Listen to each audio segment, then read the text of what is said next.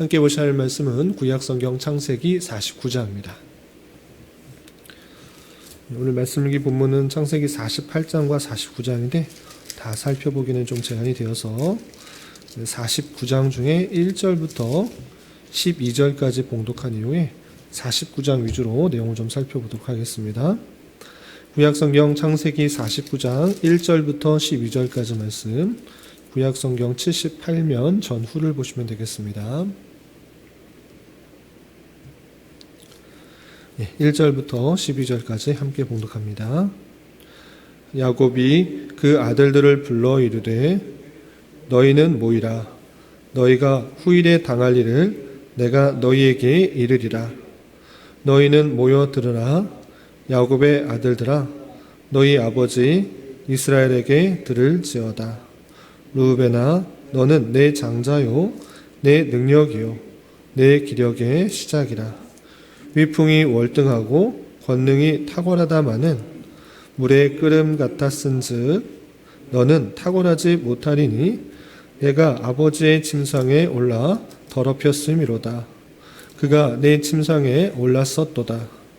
시므온과 레위는 형제요 그들의 칼은 폭력의 도구로다. 내 호나 그들의 모의에 상관하지 말지어다. 내 영광아 그들의 집회에 참여하지 말지어다. 그들이 그들의 분노대로 사람을 죽이고 그들의 혈기대로 소의 발목 힘줄을 끊었음이로다. 그 노여움이 혹독하니 저주를 받을 것이요 분기가 맹렬하니 저주를 받을 것이라. 내가 그들을 야곱 중에서 나누며 이스라엘 중에서 흩으리로다. 유다야, 너는 내 형제의 찬송이 될지라. 내 손이 내 원수의 목을 잡을 것이요 내 아버지의 아들들이 내 앞에 절하리로다. 유다는 사자 새끼로다. 내 아들아, 너는 움킨 것을 찢고 올라갔도다. 그가 엎드리고 웅크림이 수사자 같고 암사자 같으니 누가 그를 범할 수 있으랴. 규가 유다를 떠나지 아니하며 통치자의 지팡이가 그 발 사이에서 떠나지 아니하기를 실로가 오시기까지 이르리니 그에게 모든 백성이 복종하리로다. 그의 나귀를 포도나무에 매며 그의 암나귀 새끼를 아름다운 포도나무에 맬 것이며 또 그 옷을 포도주에 빨며 그의 복장을 포도즙에 빨리로다. 그의 눈은 포도주로 인하여 붉겠고 그의 이는 우유로 말미암아 희리로다. 아멘. 네, 감사합니다. 오늘 말씀의 본문은 창세기 48장과 49장입니다. 시간이 되실 때 48장도 천천히 읽으시면 좋겠습니다. 먼저 문맥에 대해서 간단하게 소개시켜드리면 우리가 어제 살펴보았던 창세기 46장과 47장에서는 애굽의 총리가 된 요셉의 초청을 받아 야곱의 온 가족들이 애굽으로 이주하는 장면을 살펴볼 수 있었습니다. 그때에도 하나님께서는 야곱에게 나타나서 두려워하지 말고 걱정 말아라. 내가 너와 함께 할 것이고 내가 너에게 약속하였던 큰 민족을 이룰 것이라고 다시 한번 확인시켜주는 말씀을 대할 수 있었습니다.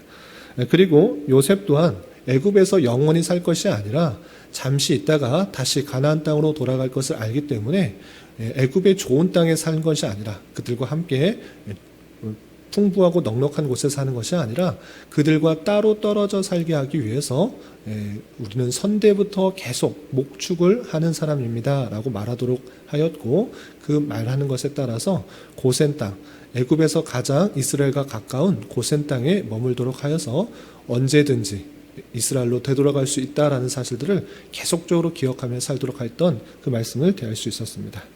그리고 이어지는 48장과 49장에서는 이제 야곱이 연로하여서 죽음이 얼마 남지 않았을 때 마지막에 자손들에게 축복하고 예언하는 장면이 48장과 49장에 이어지게 됩니다. 특별히 48장에는 요셉의 아들인 므낫세와 에브라임을 축복하는데 그저 축복하는 것이 아니라 손을 어금 맞춰서 축복하는 장면이 나오고요. 또 오늘 읽었던 49장에서는 야곱의 12아들을 다 불러놓고 한 명 한 명 그들에게 대해서 앞으로 일어날 일들에 대해서 마지막 유언 같은 말씀을 하게 되는데, 이 말씀을 통해서 교훈받을 것이 무엇인지 잠시 생각해 보도록 하겠습니다.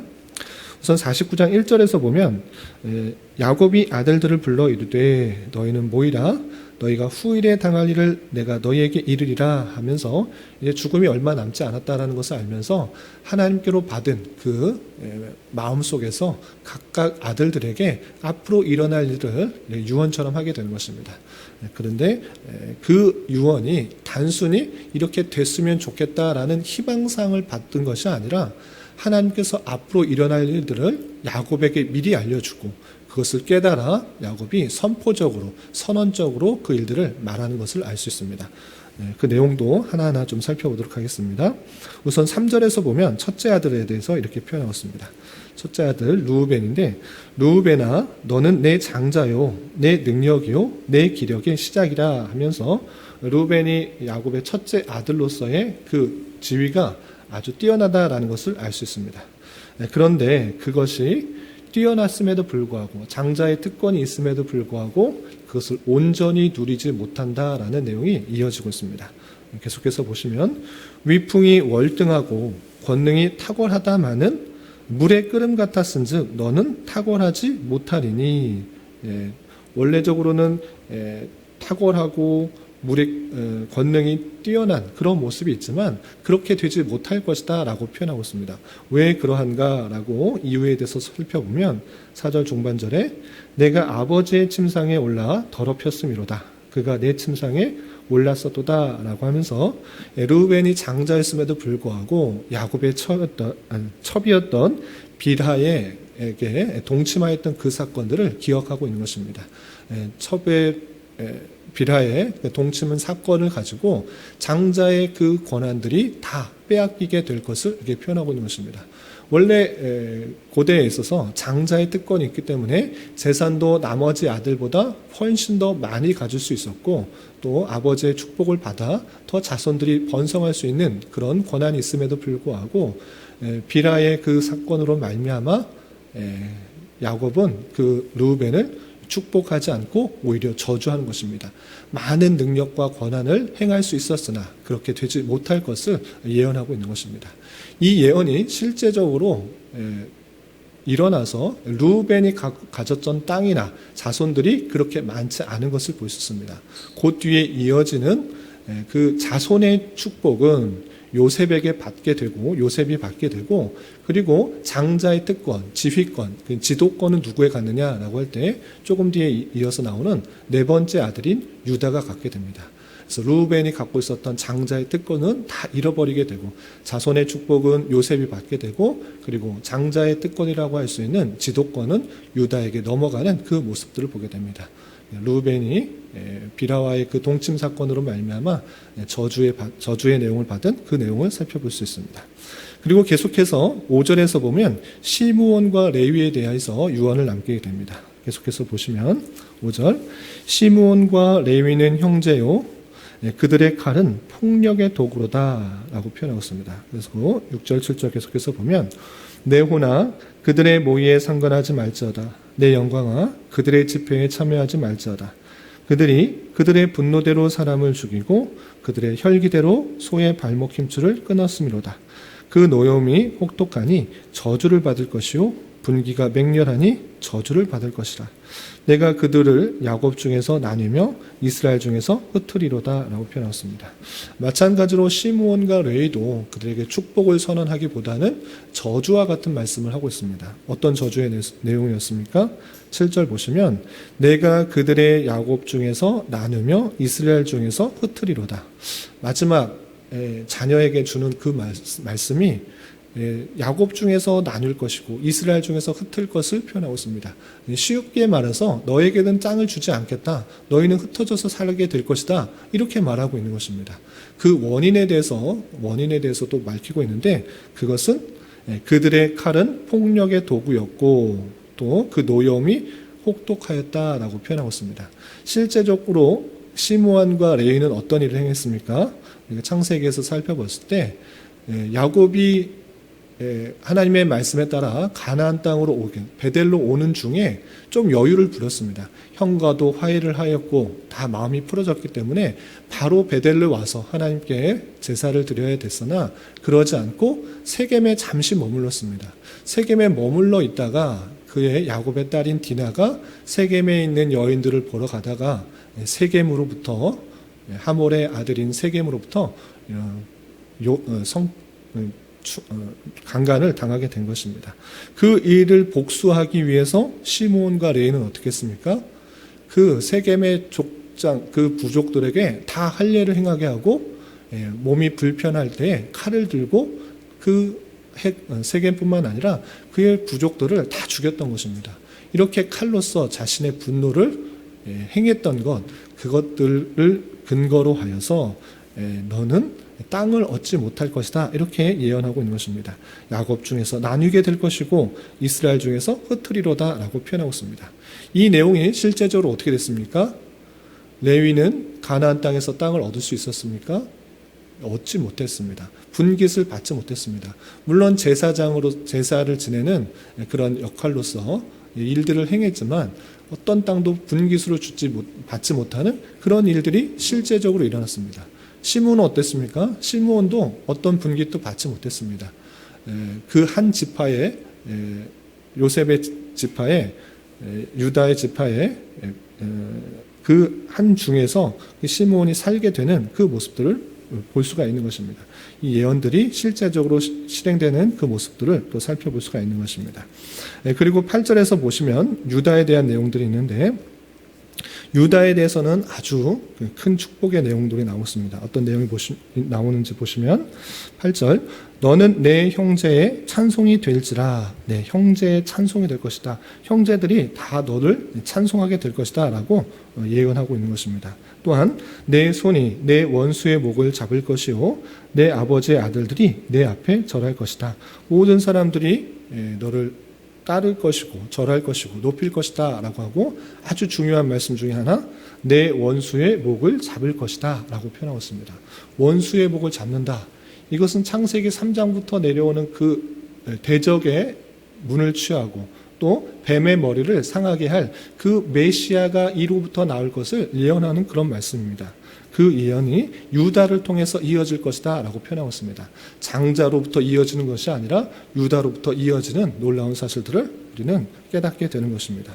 계속해서 9절 10절 보시면 유다는 사자 새끼로다 내 아들아 너는 움킨 것을 찢고 올라갔도다 그가 엎드리고 웅크림이 수사자 같고 암사자 같으니 누가 그를 범할 수 있으냐 10절 유가 유다를 떠나지 아니하며 통치자의 지팡이가 그 발 사이에서 떠나지 아니하기를 실로가 오시기까지 이르니 그에게 모든 백성이 복종하리로다 라고 하면서 유다의 자손을 통해서 계속적으로 왕이 이어질 것을 표현하고 있고 그를 통해서 참된 왕인 메시아가 나올 것을 예언하고 있는 모습을 볼 수 있습니다. 이 예언들이 실제적으로 유다의 자손을 통해서 다윗 그리고 다윗의 자손을 통해서 예수님으로 이어지는 그 계보가 신실하게 이어진 것을 볼 수 있습니다. 단순히 유언이 아니라 하나님께서 야곱의 마음을 감동시켜서 앞으로 일어날 일들을 잘 설명하고 있는 그 모습들을 볼 수 있습니다. 좀 넘어가서 13절을 보도록 하겠습니다. 아들들이 많아서 간단하게 설명하겠습니다. 스불론에 대해서 예언하는 것은 해변에 거주하리니 그곳은 매는 해변이라 그의 경과가 시돈까지로다 라고 하면서 스불론이 앞으로 어디에 살 것을 예언하고 있는데 실제적으로 가나안 땅에 도착했을 때 스불론이 분깃으로 받은 땅이 어디인가 라고 할 때 갈릴리와 지중해 사이 그곳에 스불론이 살게 되는 것입니다. 그 예언이 신실하게 이루어지는 것을 볼 수 있습니다. 또 이사갈은 14절 양의 우리 사이에 꿇어앉은 건장한 나귀로다 그는 쉴 곳을 보고 좋게 여김으로 토지를 보고 아름답게 여기고 어깨를 내려 짐을 메고 앞제 아래에서 섬기리로다 하고 있는데 14절에서 우리 사이에 꿇어앉은 건장한 낙이다 라는 것은 힘있고 용맹 있는 그 모습을 보이게 되는데 실제 사사기 시대 때 이사갈의 지파의 그 용맹스러움들이 드러나는 것을 살펴볼 수가 있을 뿐만 아니라 15절에서 나오고 있는 것은 쉴 곳을 보고 좋게 여기며 땅을 차지했다라는 그런 표현이 있는데, 이것도 가나안 땅에 입성했을 때 갈릴리 지방 하단에 위치하여서 비옥한 곳을 차지하는 그 모습들이 예언되고 있는 그 모습을 살펴볼 수 있습니다. 또 16절부터 18절까지는 단에 대한 그런 내용인데, 단에 대한 내용을 잠깐 보시면 이스라엘의 한 지파같이 그의 백성을 심판하리로다. 또 단은 길섭의 뱀이요 샛길의 독사로 다 말급을 물어서 그 탄 자를 뒤로 떨어지게 하리로다 라고 표현하고 있는데, 이 단지파에서 아주 유명한 사람이 나옵니다. 누구입니까? 사사시대 삼손인 것입니다. 삼손이 사사로서 백성들의 여러 가지 일들을 심판하고 또 다스리는 내용들이 나오는데, 그 일들이 일어나는 것을 볼 수가 있고요. 또 19절의 갓에 대한 그런 내용도 용맹에 대해서 표현하고 있는데, 다윗 시대에 다윗이 어려움을 청했을 때 이 갓 지파의 사람들이 다윗을 도와주었다라는 내용이 역대상 12장 8절부터 15절까지 나오는 것입니다. 예언의 내용들이 하나하나 신실하게 이루어지고 있는 역사들을 우리는 성경 전체에서 살펴볼 수가 있는 것입니다. 마찬가지로 20절에 보시면 아셀에 대한 그런 축복의 예언이 나오는데, 아셀에게서 나는 먹을